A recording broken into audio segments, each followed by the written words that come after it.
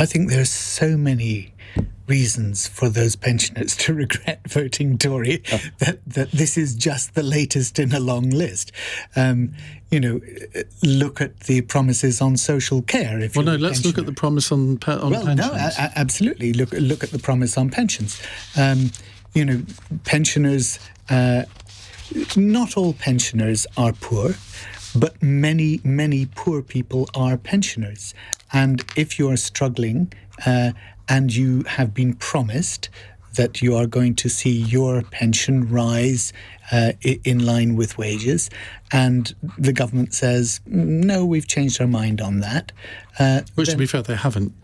No, but that's the rumour that's going around, that they're going to change it, and it will make a marginal difference to wealthy pensioners, but it could make a material difference to pensioners who are poor and relying on the state pension. So Labour's position is what?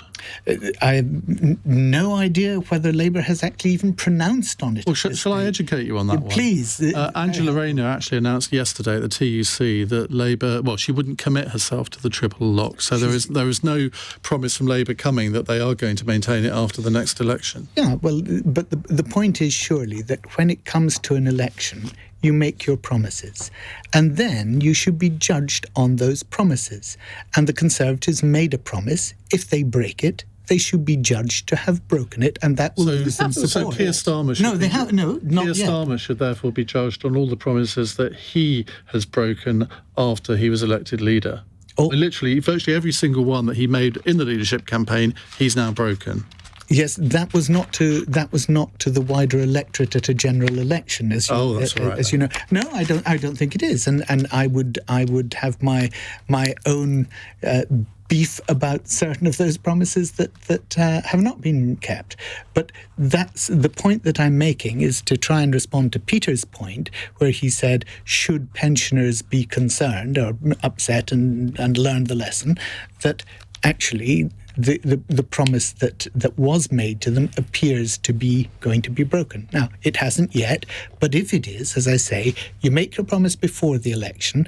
Now, it's quite fair for Angela Rayner to say, we will make our promises before the election, and we'll make it when we know what the state of the economy is like, and then judge us on how we keep those promises. But at the moment, I think Peter's right, judge the Conservatives by whether they've kept their promises or not. And on many, many, many things, as they say, social care is just one of them, they haven't. OK. Dale?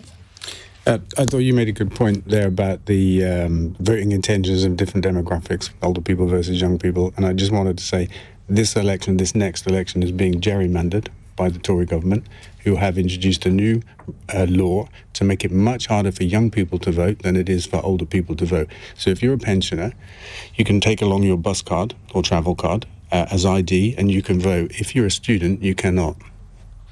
Which, I mean, it's slightly veering off the subject, but Vicky, that does seem to be very unfair, doesn't it? So the rationale for that is to get the older person's travel card, you've had to produce ID to get that travel card, whereas to get the student card, you don't need to prove, verify who you are. It's a lower level of verification. So there's verification for voters.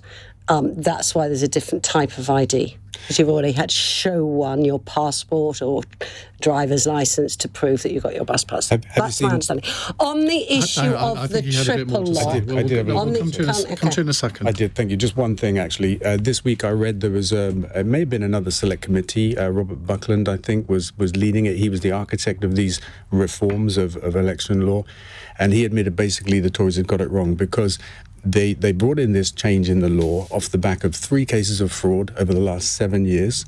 And in the last by-election, 14,000 younger people that were not white were not able to vote. 14,000 people in one by-election, and that shows you what they've achieved in terms of gerrymandering. That wasn't actually the question that you were supposed to be answering, though, if you don't mind me saying so. The question was, should pensioners regret voting Tory now that they're coming after them as they were always going to? The simple answer is they haven't come after them yet, have they? But Barry's right, there's a whole lot of other reasons to regret voting. OK, Vicky.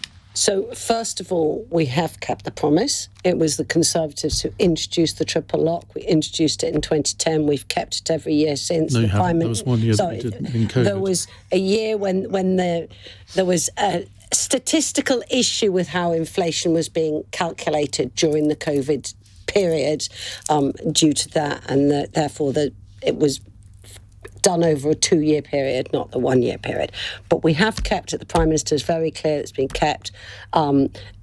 Now, at this time, we are keeping that promise. Furthermore, we've introduced other protections for pensioners and for those on low income as well, putting money, especially to those into lower incomes. The move to do the triple lock, another move to support those on lower income, has meant that there's 200,000 fewer pensioners in poverty than there were back in 2010.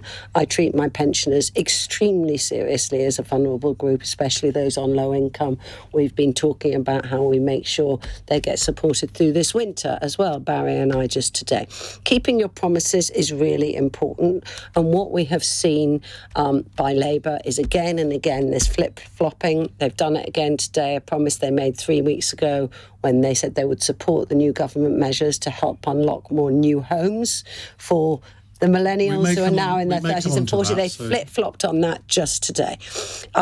What I would say, and I think the Prime Minister's right here, is we're a year away from a general election, and I'm an economist and a mathematician as well. I like to look at the numbers and make all of your policies, if you can, looking at them in the round. So being pressurised to come up with general election promises a year ahead of a general election is something I can understand saying, stand back on it. But will we put pensioners absolutely at the forefront and others? So if you were doing that, you would give a commitment now and say, I, Vicky Ford, as an MP, if the government Well, listen, I've stood in the last two general elections. We're not going to do this, I would fight it.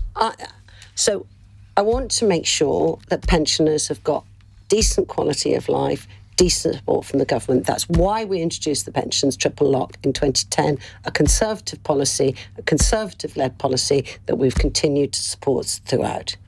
So that indicates to me, without you actually saying it, that you would support the continuation of the triple lock, all other things being equal. I think there's another good point in that one of the other things the Conservatives did was introduce in-work pensions, so that people who are becoming pensioners now and in the future will have had more of their own pension, not state pension. Not what I asked you. So I can understand wanting to think about how are we supporting different cohorts of pensions, but I want to see support for pensions. And I believe. So when I put it last night to your colleague Robert Buckland, who was sat in that seat that you're sitting in now, was he in the other? I can't remember. He agreed with me that it would be electoral suicide for the Conservatives to abandon the triple lock before the next election. I want to make sure there's proper support for pensions, and it's been Conservative policy since 2010 that we do that through the triple lock. Can I raise a point of order? Is it possible to commit suicide when you're already a dead man walking?